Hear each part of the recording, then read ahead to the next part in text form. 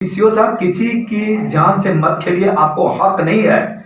सरकार आपको न्याय के लिए बैठाया है, ना कि आपके उसके जान को खतरे में डालने के लिए। हमारे पास जो है अमित जी हैं, जिनका जमीन गोराडीह में मोहनपुर के पास है, और इनके गोतिया में जमीन जो है इनके जो रिश्तेदार है वो हथिया लिया है। उनके रिश्तेदार मर गए हैं 2020 में, लेकिन मरने के बाद 3 बार उसको मोटेशन के लिए डाला गया था, तो तीनों बार रिजेक्ट हुआ, और चौथा बार कैसे अप्रूवल हो गया ये किसी को कुछ पता नहीं है। अमित जी से जानेंगे पूरी दास्तान कि आखिर ये मामला क्या है। अमित जी बताइए पहले, ये क्या है कारण, मामला क्या है, पूरी तरह बताइए आप। मामला है कि यहाँ पर हमारे पापा और बड़े पापा में दोनों में 2011 में मौखिक रूप से बंटवारा कागज पे बनाया गया था, जिस पर कि मेरे पापा का भी दस्तखत ले लिए गए थे उस पर धोखा से। और जो बनाया गया था बंटवारा, उस पर घर में एकदम आराम से बनाया गया था हाँ, इस तरह से ज़मीन को बांटा जाएगा, और जो भी चेंज होगा रकबा वहाँ पर ज़मीन पर नाप के ज़मीन को रकबा चेंज किया जाएगा, जो कि वर्ग कड़ी में लिखा गया था। और ये कहा गया था कि अभी तो वर्ग कड़ी में लिखा जा रहा है, जो इससे कोई दिक्कत नहीं है, इसलिए दस्तखत कर दीजिए। लेकिन वर्ग कड़ी को उसने उसके बेटे ने एकड़ में बनाकर 2022-23 में उसको मोटेशन करा लिया, जबकि वो नाप के दिया गया था 333 दिया गया था, 383 नहीं, 383 बनाया गया उसको, 333 करके 3 एकड़ 33 डिसमिल करके जमीन को बंटवारा किया गया था। और आज भी जमीन उसी तरह से बंटवारा है, जिसका कि सैटेलाइट फोटो भी, इमेज भी हम लेके रखे हुए हैं। और उसको क्या किया, उसके मरने उपरांत जब हरदयाल बाबू हमारे बड़े पापा जो हैं वो 11/8 को वो मर चुके थे।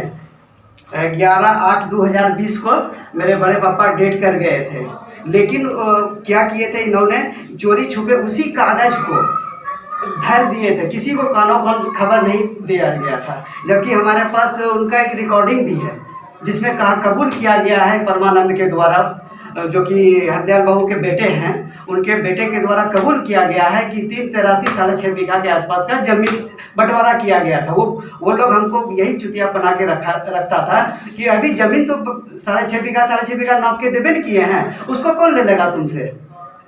जमीनी बंटवारा अलग होता है, कागजाती बंटवारा अलग होता है। जब हम उस बंटवारे के बारे में जाने कि अभी तक उसको चेंज नहीं किया गया, तो परमानंद से हमने गप किए, जिसका कि मोबाइल रिकॉर्डिंग भी हमारे पास अभी भी मौजूद है। तो आपने सीओ और थाना पे गए थे? हाँ जी हाँ, सीओ और थाने के पास हम गए थे, लेकिन थाना हमारा केस एक्सेप्ट नहीं लिया। मेरा जमीन जबरन जोत लिया है वहाँ पर, वहाँ के गुंडों के द्वारा। मेरा 18,000 का मूंग का खेती, जो कि नोटिस भी कोर्ट से करवाए हमने कि हमारा 18,000 का मूंग का खेती को एकदम तहस नहस करके जबरन मेरे जमीन को जोत लिया है।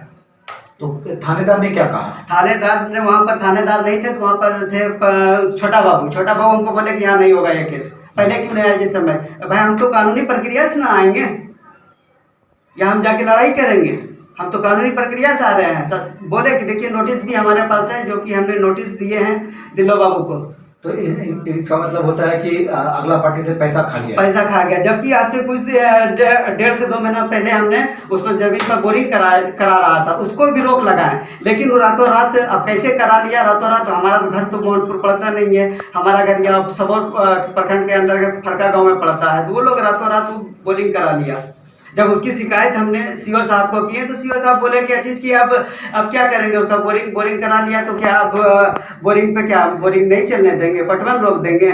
बस यही कह के हमारा एप्लीकेशन भी नहीं लिया। जब आगे क्या करेंगे आप? आगे हम कानूनी कार्रवाई, जिस पर मोटेशन अपील के लिए किए हुए हैं DCLR के यहाँ, लेकिन अभी तक वहाँ से कोई सुनवाई नहीं आई। अभी तारीख पे तारीख चल रही है, लेकिन उस दरमियान ये लोग बाहुबली करवाते हैं। बोलता है कि DCLR के यहाँ वापस लो, नहीं तो तुम्हारे साथ कुछ भी हो जाएगा, तुम तो बाहरी आदमी हो।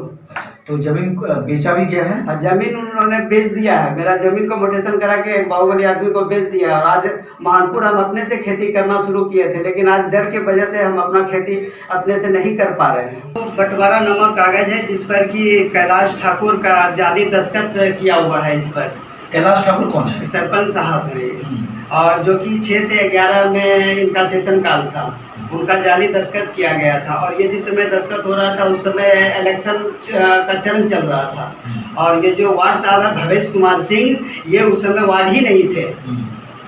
ये 11 से 16 के सेशन में है, दोनों का डिफरेंट अलग अलग है, फिर भी दोनों का सिग्नेचर कैसे हुआ इस बंटवारानामा पर? इसी सिग्नेचर के आधार पर ये लोग हमको धमकाते हैं, डराते हैं कि सिग्नेचर हो गया है, क्या कर लोगे? ये दोनों भवेश जी जो है वो थे भी नहीं और अपने कार्यकाल में, लेकिन वहाँ पर साइन किया गया है। कहीं ना कहीं ये बहुत पैसे का खेल है। दूसरी बात है कि ये दोनों फर्जी तरीके से साइन किया गया है और इसी फर्जी तरीके के साइन पर सीओ साहब जो है इसको अप्रूवल कर दिया है, मोटेशन कर दिया गया है। कहने का मतलब ये है कि एक तरफ जहां पर ये अपनी ज़िंदगी, अपने परिवार के लिए लड़ाई लड़ रहे हैं, वहीं पर दूसरी तरफ अपने सुख सुविधा और ऐशो आराम के लिए सीओ साहब किसी के जान को खतरे में डाल रहे हैं। सीओ साहब, किसी की जान से मत खेलिए, आपको हक नहीं है। सरकार आपको न्याय के लिए बैठाया है, ना कि आपके उसके जान को खतरे में डालने के लिए।